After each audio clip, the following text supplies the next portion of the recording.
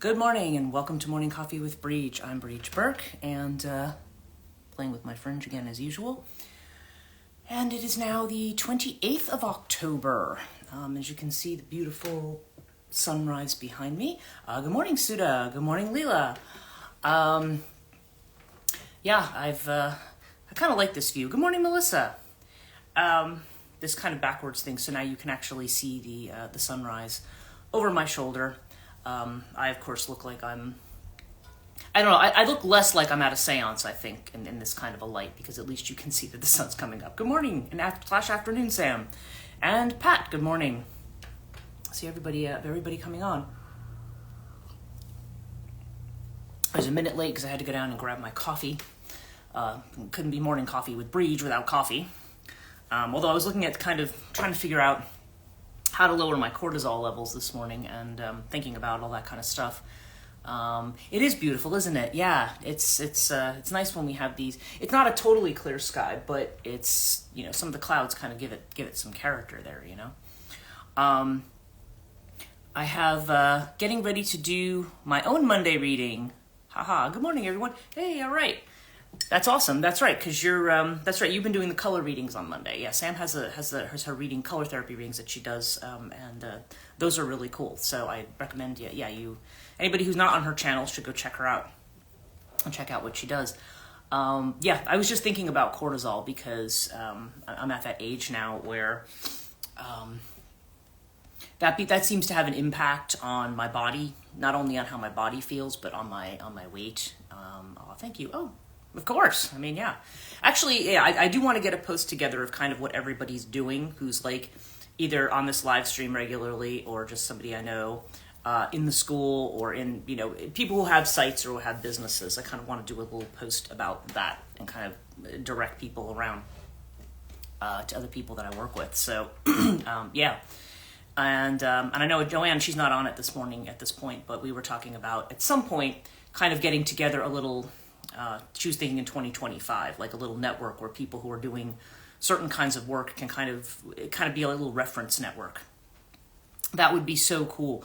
Yeah, it's, totally. I think it would be good. And we were actually talking yesterday about the winter solstice Zoom idea. I know somebody had floated using Discord, but I think I'm in agreement that I would rather not do it as a chat thing. I would rather do it where people can see each other. I don't know. Maybe you can do that on Discord. I haven't been on there, but there were some people are not crazy about that. So we're gonna probably stick to Zoom. But yeah, I will plan something for December at a time when that's friendly to both the UK and the USA. So I might poll some of you and find out like what a good time would be. Because, you might think, oh, December, that's a couple months off. But really, we're almost to Halloween. We had trick-or-treat here yesterday. And I had 5 trick-or-treaters, which is actually a lot for me. I think 8 has been the maximum I've ever had living in this area. And what's weird is that it's the little kids who tend to come, but not the teenagers, which I think or the older kids anyway. So that's kind of fascinating that's the way it goes. But yeah, they always do it early. And I don't know. I mean, I'm not the one doing the trick-or-treating. I think I would feel differently if I was. But I suppose they do it because they just want to make sure, people are home and that, you can actually... typically people are home. But Sundays, as everybody knows, I'm usually teaching on Sundays. We did have our last intuitive development class, and so I have a recording of that. I know, Suda, you couldn't make it for that one, and just to have it for everybody so that they could, just see or review the material that's in there. I want everybody to have that. And Alex, good morning. So tonight we are doing the ISFM seminar, which Mondays are not normally a night that we would do it, but like I said, because Kate was sick, this was the other night that worked. Sorry to have missed it and missed everyone. It's okay. I mean, you know how it is. Like, it's 10 weeks, and it's very hard to make it for all 10 weeks. I mean, some people, it's a time that works. Sometimes, if we're working and such, it's not necessarily going to work out. But we are going to be discussing Kate Kinsberry's lecture.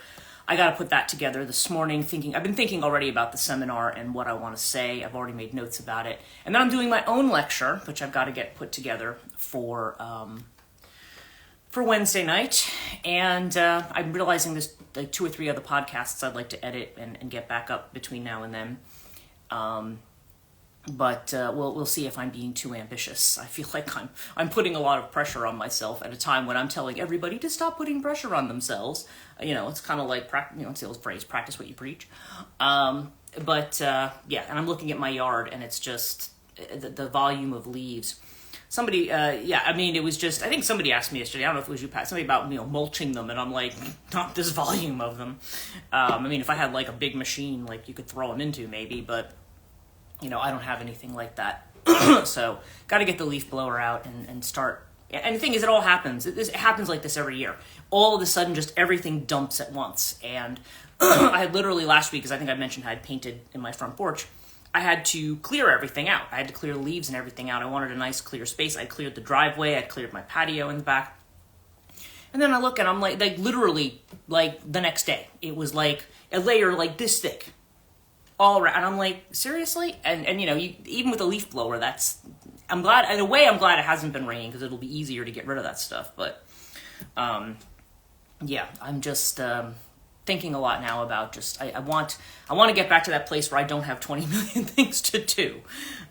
So I don't know. So maybe it might be Thursday is Halloween, and it's going to be super warm and everything. But and I know Pat and I have a meeting that day, but I don't know. That might be I might be taking the morning then to really chill out, because I think the next couple days I'm not going to really have time to do that. I'm also going to go vote today. I was going to go do that on Saturday, but I think I mentioned this in my class. The lines for voting were I was going to do it before I went to go teach my class in Milford, and I saw the lines. They were all the way out to the parking lot. I'm like, okay, I don't have time to stand on that right now, and it's not essential that, unless I really wanted to be on the first day of early voting, I was like, it's not really necessary. So I was like, okay, we'll do this Monday. I'll get Monday, and I'll go when they open, and just go in, take care of that. And I'm just, like I said, I will just be, I'll be really happy to no longer see political commercials on YouTube and other places when I'm trying to watch stuff. I really, really, really hate them.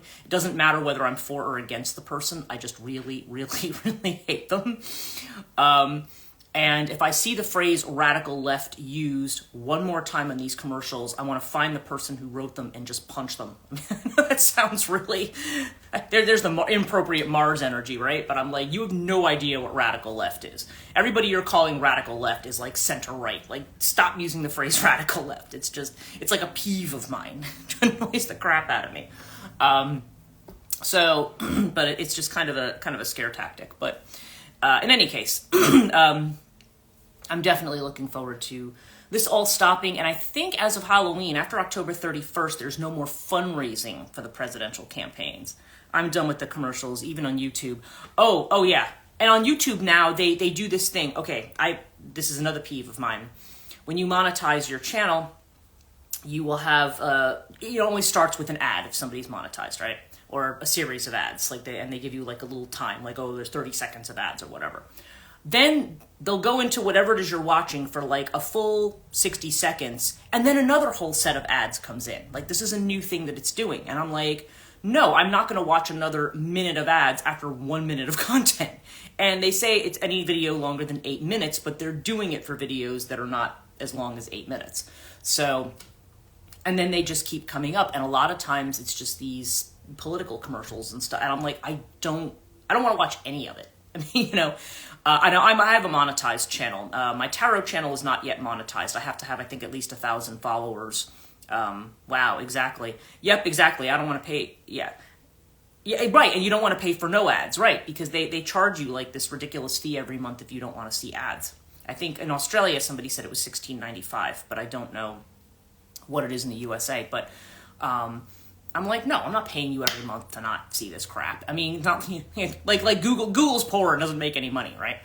But I do monetize, but I always uncheck the mid-roll button. So there's an ad at the beginning of my podcast, and there's an ad at the end. And in the middle, there's uninterrupted content. So that's what I do on YouTube. And that's actually what people who monetize, like you ever watch those meditation channels? You find like a meditation, or you find like I like the autumn ambiance things, where it's like the ambiance of like looking out in an autumn lake or something, and you have the sounds, and and then when that gets suddenly interrupted by a commercial, I'm like, no, these are not the kinds of things. Or if you have like a guided meditation and a commercial comes bursting in, I think a lot of the times these people don't necessarily know how to take the mid-rolls out. Like they just turn monetization, yes, nothing offensive, yes, safe for ratings or safe for ads, and they don't look at that. So yeah, your channel is most relaxed with the ads, so thanks for that. Oh, you're welcome. Well, the thing is, because I know how much I hate seeing those ads. I hate it. Now, Liminal Tarot, you don't see any ads right now because I'm not eligible yet for that. But when I do become eligible for that, it's going to be the same thing, the beginning and the end, and that's it. And hopefully, yeah, and they used to make it that you could choose skippable ads, you could choose, now they don't let you do that anymore. It's just they decide that they're going to inundate you with, 50 seconds of whatever. So anyway, not meaning this to be a rant this morning. But yeah, that is one of the things that this morning I'm going to be having a whole lot of stuff. And I do have a new live stream that I'm doing, and I have a new podcast I'm releasing over on Katonia today. So I was up till 11 o'clock last night, those of you who are on with me with class, finishing recording. I had 3 more tarot videos to record, and I had to get everything uploaded because nothing uploads fast. Everything, even with fast internet, everything takes time, especially on YouTube. So, yeah, I just have to go flip the switch and make everything listed this morning. So that's good. I don't have to, podcast is already ready to go up, audio and video. And then I just got to promote it in all the places. Starting a Katonia Books promotion this week too. Oh gosh, I hear you. Yeah. It's, there's just so much that's going on.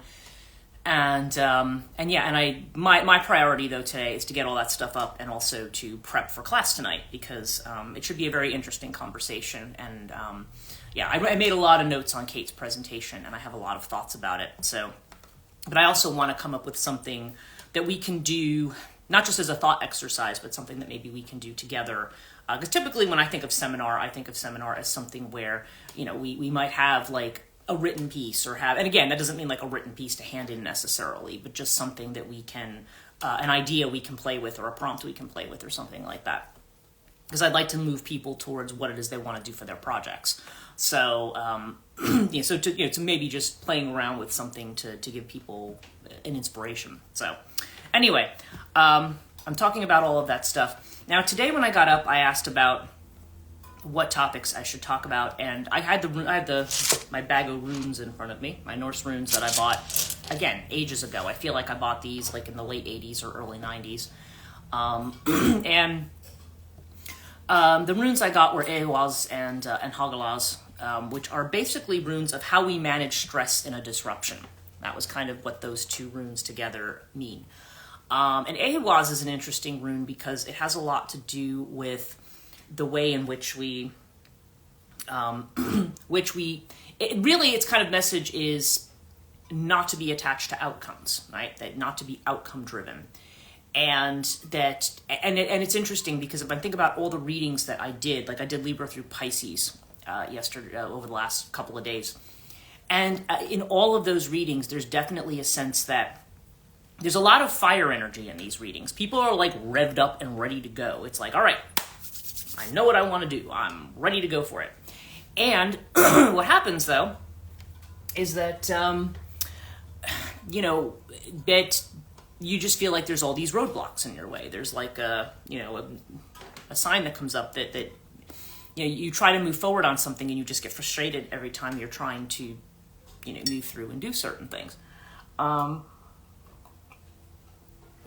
at those times, it's kind of back to the idea of hurry up and wait, right?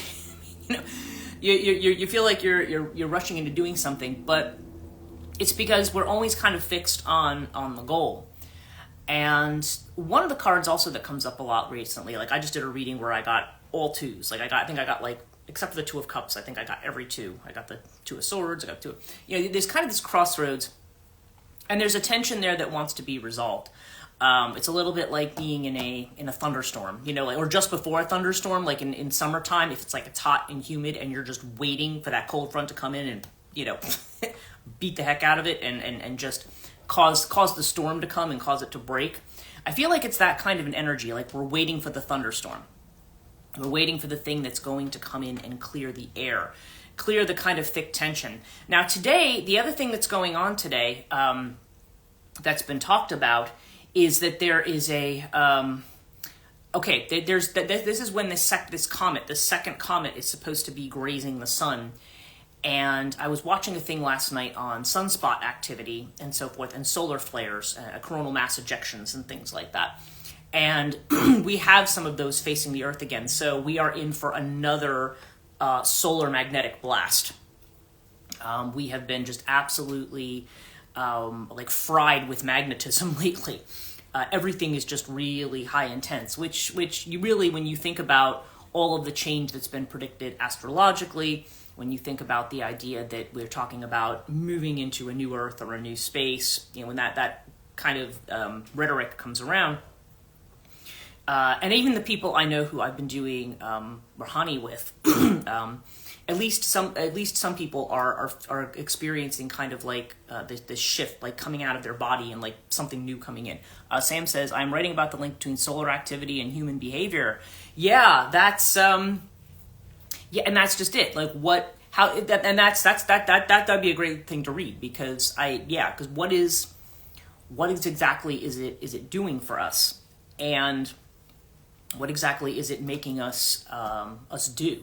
You know, what are we? How is it changing the way that we behave? But it's just really interesting. Azrael has talked to me about the 6 flames, he calls them. Send it over when you're done. Yes, please do. That sounds really awesome. He's talking about the 6 rays. He saw the 6 rays that are burning off the poison, is the way that he puts it. And I asked him if it had something to do with a lot of this, if this solar activity is connected to that. And he said, yeah, it is. He said there's, and again, it's interesting that he's talking about 6. And again, I don't know how one would differentiate. I don't know if we're talking about 6 different storms or 6 different ejections or what it is. But he said, he basically said this morning, I'm not divided in my opinion on this. He said, this is something that, this is something that needs to be done to kind of clear the air, which implies that there's something about it that may feel uncomfortable for us. I think that intensity may be uncomfortable for us right now. Again, in addition to all the astrology. And really, for everything to kind of entirely clear, we're kind of waiting for that mid-April point. Although it does seem like there's going to be a huge shift even by the end of the year. November 19th, I'll send, November 19th, sorry, I was almost rereading the same thing. I thought I had a new message. November 19th, let me see if I can turn this light off now. Okay. Let me see. Still a little dark. I think we'll deal with it because I'm tired of that light. It's very much, I don't know. I just feel like there's a lot of clear out that's going to happen. And maybe that's why Ehwaz is coming up today, is telling us that, we kind of have to be patient, and just make the decisions about what's right in front of us. It's kind of a one step at a time thing. Because I think there's a tendency to, when we have this burst of energy, to kind of want to take on everything. We want to take we want to do it all, and we want to do it all right now. And that's not necessarily, okay, I'm actually going to turn this back on because I just feel like it's funny, last night when we were doing the Institute for Study, the Intuitive Development class, it was sunny when we started, but then as it got dark, I didn't have any light on in my house, and then I started to look pixelated. I said, I look like I've come out of another dimension or something, and I was starting to feel that here, and I was like, yeah, I don't know. I don't need to be, blobbing in and out here. But, I feel like that's why we're getting this kind of messaging, because it's saying, we need to, and there is a need to kind of do things one step at a time. A lot of times I think we're feeling, when we see that there's a change ahead and we know that there's big change ahead, we want to look at the big picture, But the big picture doesn't mean that we have to do everything all at once, you know? For instance, if we want to change jobs, okay? And let's just say we've done a particular kind of a job for years, and now we're like, okay, this is not what I want to do. So then the question number one becomes, well, what is it you do want to do? Okay? And how do you figure it out? How do you find out what your options are? What if you have a certain skill set then that you're not using, then how might you use it? And you can look at traditional ways, but you can also look at non-traditional ways. Is there a way to make this? And what are your other priorities as well? I mean, if you've been in a job where you work 80 hours a week, do you want to work 80 hours a week? I mean, or do you want to be kind of on your own? I mean, do you want to, do you want to have some flexibility? A lot of us want to do the work-life balance. You want to have quality of life and things like that. And I don't think, and I think sometimes what happens is when people are moving from one situation to another, what they end up doing is they just look for something else that they have the most experience in. I remember I was talking to my neighbor's son. This is a couple months ago. I just saw him when I was out doing something in the yard. And he was just talking about trying to find another job. And I said to him, well, I knew what he had been doing for years. And I didn't think he was that thrilled with what he'd been doing. And I said, well, have you thought about doing something different? He's like, I'm in my 30s now. And I really, this is what I have experience in. And I'm really not up for learning something new. So I'm just going to keep doing the same thing. Okay. Because it almost felt like trying to do the new thing was too overwhelming. Trying to learn a new skill or get into something new. But then again, if you don't really have a strong interest, I've talked to other people too who just really hate where they are. But when I say, okay, well, if you could pick anything, that's usually the big question. If you could pick anything, that's the fool energy. If you could do anything. If making a living was not an object, and how long would you like to be doing it for? Would you like to say, yeah, I would love to do this a couple days a week? Or if you want to do the thing to make money, how many days a week do you want to do that? And the other considerations too, like in the USA, we have to worry about health insurance and things like that. But like where I live, I pay $65 a month for health insurance. Now, whether or not it's as good as what I would have had in my company or at the university when I worked there, I remember at the university when I quit my other job, I was paying, what was it? Oh, they upped it to almost $700 a month for medical, which is why I had to drop it. And for that, I still had a deductible. Still had like an obscene deductible for that amount of money. It's so a lot of people want to stick with a full-time job because over a certain number of hours, your employer has to pay for benefits, right? And but it varies, and the cost of that goes up every year, and it ends up coming out of people's salaries most of the time. The day of free healthcare from a company is pretty much over.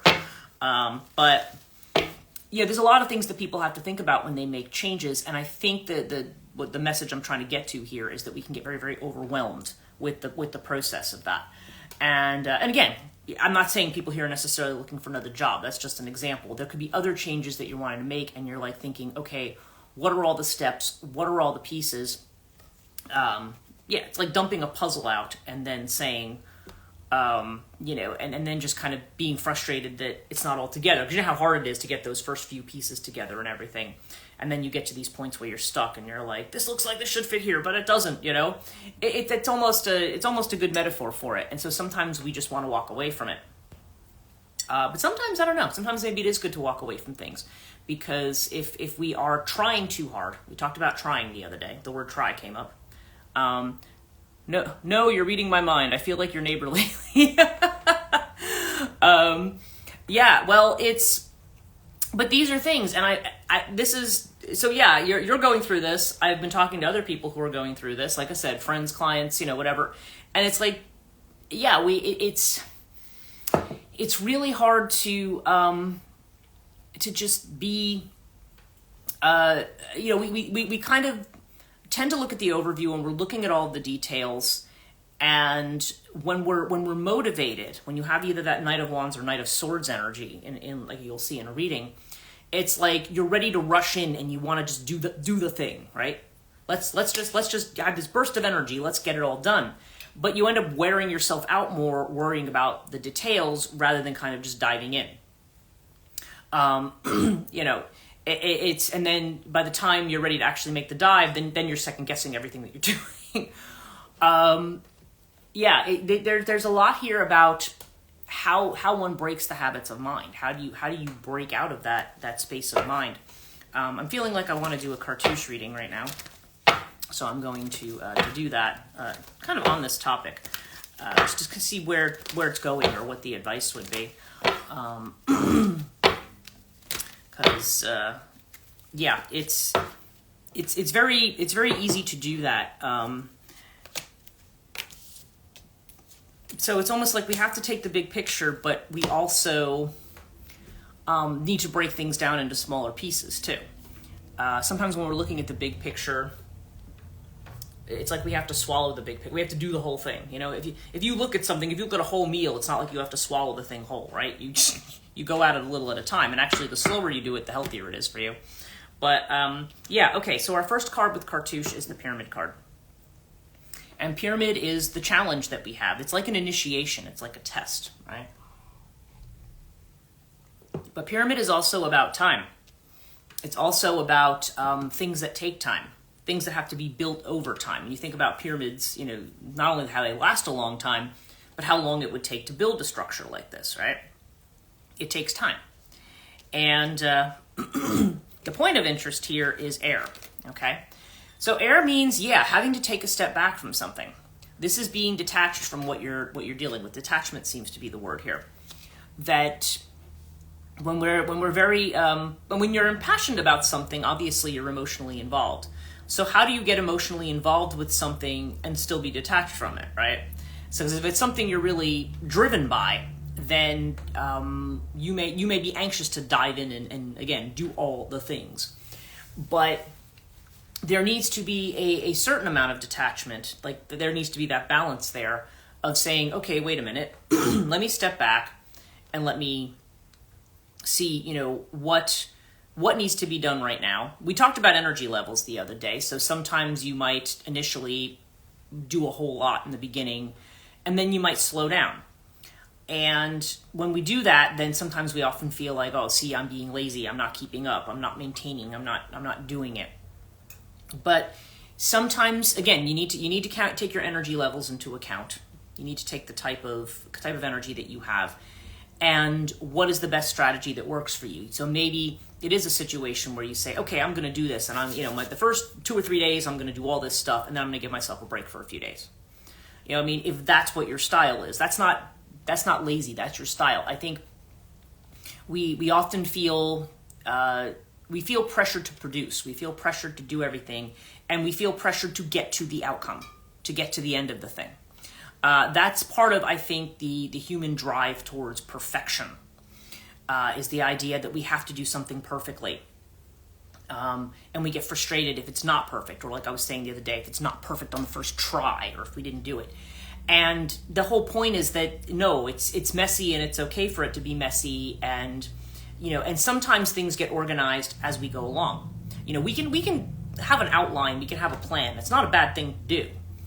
But sometimes when it comes to bigger life changes and longer term goals, you know, kind of having a step-by-step plan, sometimes it makes us feel good. It makes us feel like we're in control.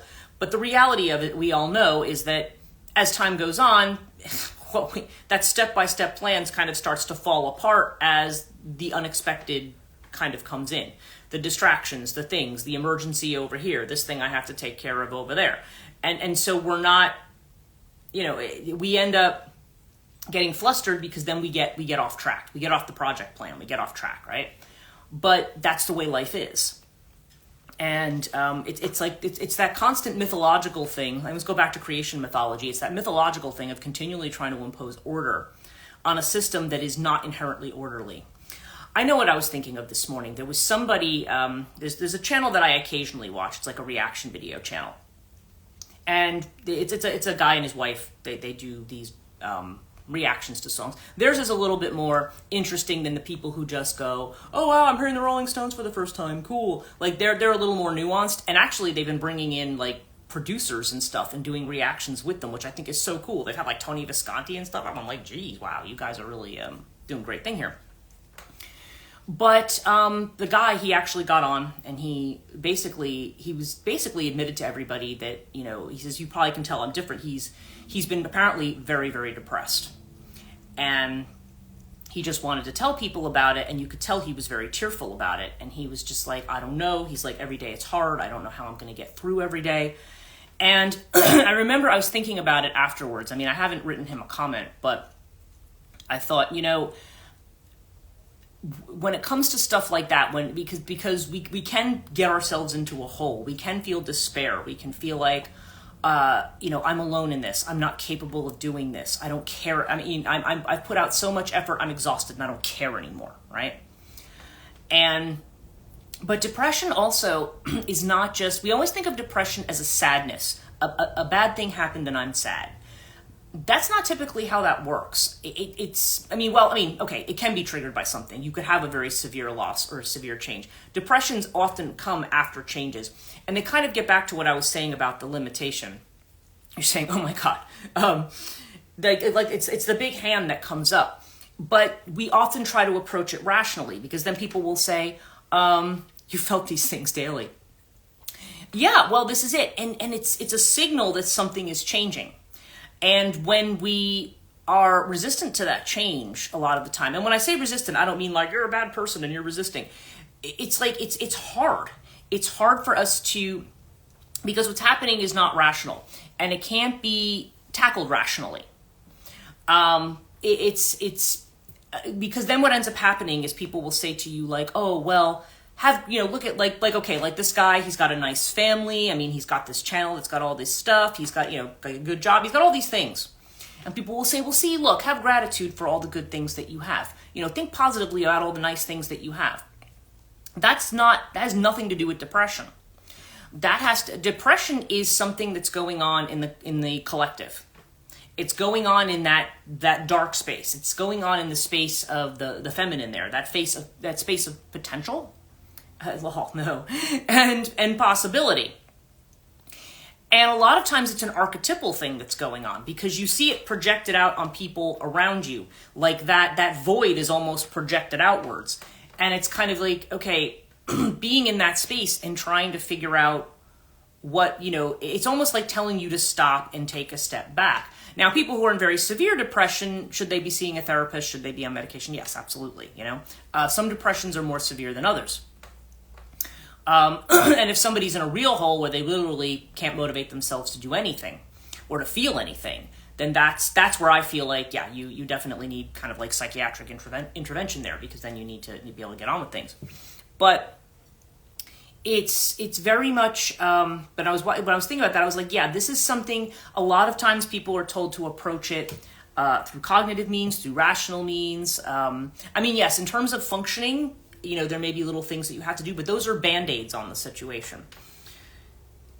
Oftentimes it's calling us to kind of do deeper work. It can be when we are starting to when we start to kind of disconnect from things, we start to disconnect from that consciousness.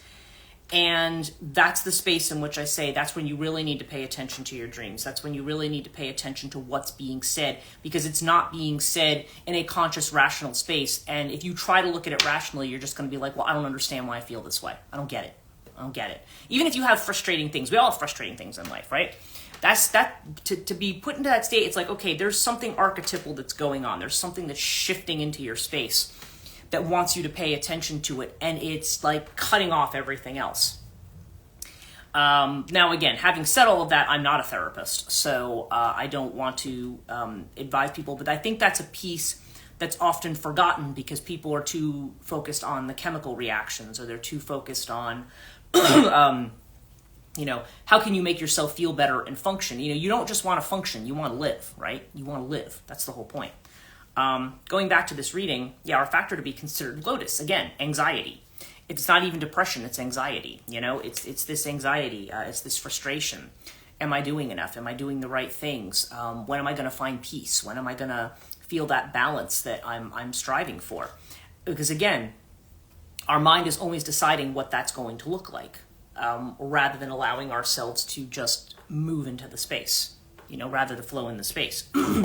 Now, Buckle of Isis, okay? This is our advice card here. Buckle of Isis is it's like a yoni type symbol. Why isn't it working? It was just working. Lol. Exactly, right? Because we're too self-conscious of it, right? We're not going with the flow. We're staring at it and saying, I like this piece and I don't like this piece, right? But all of it kind of flows together. The pieces we like and the pieces we don't like, it flows together. And we're going to have reactions to that.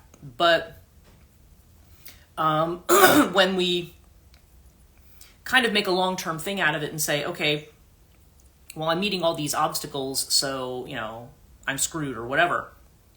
I think it's more of a sense that we are, it's more that we are, we have to be patient with the process, and the process is not a linear one, it's a messy one. And we're not conditioned to like messy. We like neat, we like organized, we like analytical. And I think sometimes in that, if we need to do one thing, I think simplify might be the thing in those kinds of spaces. Just try to simplify. I mean, not simplify like the causes or whatever, because sometimes there isn't even a real cause. Or there is, but there isn't, you know what I mean? Or it's not something that we can rationally comprehend. We can only comprehend it with maybe our feelings or with our instinct or intuition. But there's this idea. This is like a card of birth. This is like the card of the yoni. Like it's the frustration and the pain of giving birth, right? But that the result of it is worth the effort that you're putting into it. Okay, Buckle of Isis is growth with a sacrifice. So it's Isis's buckle. Okay, she's the mother, and the buckle is kind of like, this is another type of a yoni symbol. So it has to do with the area, the birth canal, the place in which we give birth, in which we push through, right? So. Yeah, so this is the idea that all of the things that we're going through right now are going to be worth it. The problem here is nepithus, which is the outcome, which has to do with what's mysterious, what's unseen, and what's unknowable. So nepithus is saying we haven't seen it all yet. And we may be wondering whether or not the sacrifice is worth it, and we may be anxious about that because we haven't seen the final result yet. We're like, okay, something's supposed to change. It doesn't look like it changed. You needed this today. Thank you. Oh, you're welcome. I mean, this is just kind of, these mornings I'm just going with the flow. I don't really have so much of a plan with these. But yeah, there's something here that says, there's something, and I'm seeing that in everybody's readings too. There may be a sense of, we're looking to rush ahead, and it's saying, it's like those commercials, but wait, there's more. And what's more is not necessarily anything bad, but there could be other things that, the path is turned, but it could turn again. Like there could be some other twists and turns, and we may end up, we're still trying to figure out where we're going, And let's use our regular cards, our regular Zen deck here, and see what we've got. Oh, wow. Okay. Our center card, the stars, or star, silence, okay? And I remember the first word in the book of this. There's nothing to do, there's nowhere to go except be in the silence of who you are right now. This is about stillness, about quieting the mind, about just being in that space where you are just in the space of pure potential. Like that void, we can look at that void as dark and scary, or we can look at it as pure potential, right? It's that space where something's waiting to be born, okay? It's pure potential. The inner feeling of which we are unaware, speaking of pure potential, is the Empress card, creativity. Something is waiting to be born. It goes right along with what Cartouche said. There's something here. We are all like the Empress right now. We are creating something. We are sowing the seeds for our future. But it's dark and quiet, and there's nothing to do but wait. The external feeling of which we are aware, again, that's the broad view. Possibilities. We've flown over and we're looking at the big picture. We're recognizing that there's a big thing going on, but we can't see what's been created yet, okay? And there's nothing to do but wait to see what's going to manifest. So your advice card today is trust, okay? We're taking the leap of faith, and it's kind of like you're walking through the woods with a guide, and you're like, you sure you know where you're going? You sure you know where we're going? Are we going in the right place? Are we going in the right direction? And they're like, trust me, I know where I'm going. And in the end, yes, they're not, but that's it. We may start to feel like, I don't know, do they really know what I'm going? Do I know what I'm doing? Does the universe know what it's doing? It does. And the outcome is going to be consciousness. Okay, Ace of Swords. Clarity. Now remember, Ace of Swords, though, is a card of often things that come in very suddenly. It's messages that come in like out of nowhere. It's like, whoa, I didn't expect that. That's the energy of the Ace of Swords. So there is going to be a clear consciousness of what's going on. But right now, we're just in a space where we have to wait. And it's saying we're better off just trying to take some time out and just kind of be in our own silence, being meditative, being in that, whether you physically meditate or not. I mean, it's just something to be quiet and kind of get away from the flow of the mind a little bit.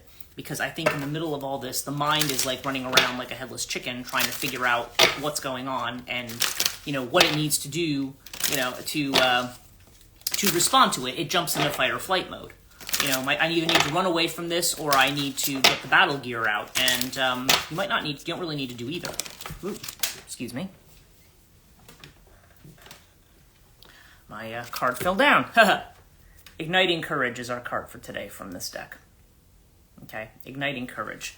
And actually, courage has shown up a lot in readings for people over the last week. It's another theme, another lion theme, Leo theme. The card meaning, move forward fearlessly, gather your inner forces and take a risk. Speak up for yourself by honoring your truth. This isn't the time to be timid and hold back. Go forward gallantly with your banner of truth waving in the wind. You are a light bearer for others. Okay? And the universe wants you to know, being courageous doesn't mean you're not afraid. It means that in spite of fear and hesitation, you take action anyway. It's all right to fall down, just don't stay down. Do not allow yourself to be limited by the beliefs of others or even your own beliefs. Face your fears. Go beyond the boundaries of your self-imposed barriers. Live passionately and boldly. Like, seriously, that completely sums up everything I think I was attempting to say today.